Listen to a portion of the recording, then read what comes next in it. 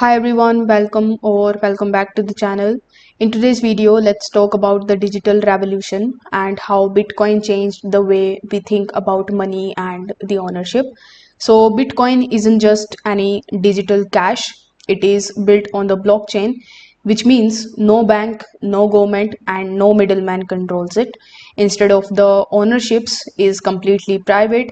If you hold the keys to your wallet, you own your Bitcoin and no one can take it away without your permission. The idea of private ownership is quite powerful.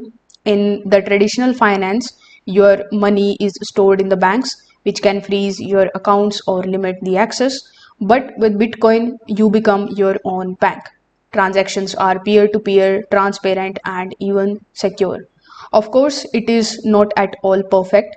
Bitcoin's price can be very volatile, and you have to keep your wallet safe from the hacks or the lost keys. But still, it represents a huge shift in how we view money, from centralized control to the individual freedom.